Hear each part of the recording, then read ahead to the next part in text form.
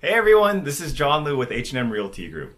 I've been getting a lot of questions about mortgage and rent relief, and with the first of the month fast approaching, I thought I'd clear up a few misconceptions that I've seen floating around.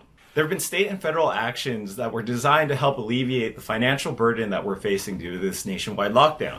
For example, the Federal CARES Act puts a moratorium on foreclosures and allows borrowers who are facing financial hardship to request forbearance for federally backed mortgages. Many state governments have also taken action.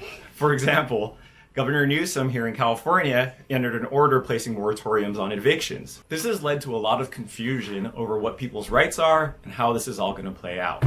It's also led to some groups to call out for people and encourage them to skip their mortgage payments or place a rent strike, even if you can afford to pay your rent or mortgage. And this is really awful advice. Whatever message they're trying to send or what their intentions are, it's not in your best interest to do this. Remember, you still have a contractual obligation to pay your mortgage or your rent. You see?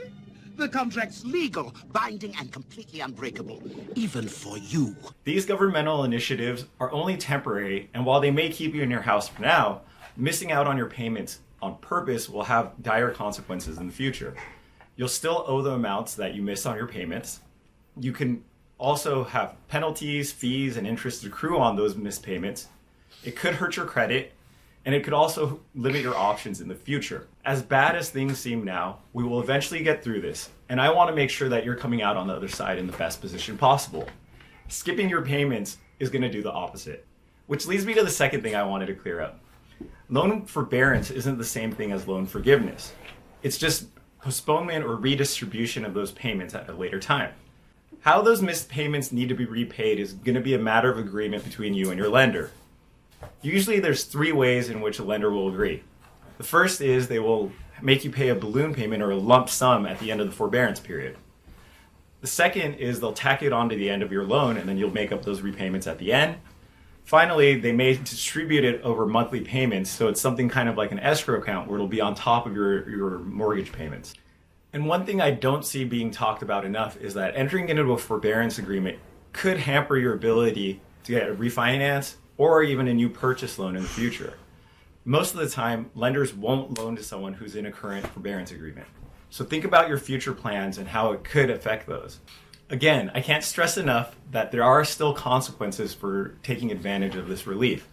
That's why it should really only be used as the last resort. Look, I understand that some of us are really hurting right now and just can't make our payments. If that's your situation, absolutely take advantage of these programs. That's what they're there for. And it's important to remember that none of this is self-executing. You can't just stick your head in the sand, miss your payments, and hope that you come out okay on the other side. You need to reach out to your landlord or your mortgage servicer and come up with a plan that you guys could both agree to. And as always, I'm here to help. So if you have any questions, please don't hesitate to reach out. Once again, this is John Liu. Stay safe out there, and thanks for watching. Happy holidays!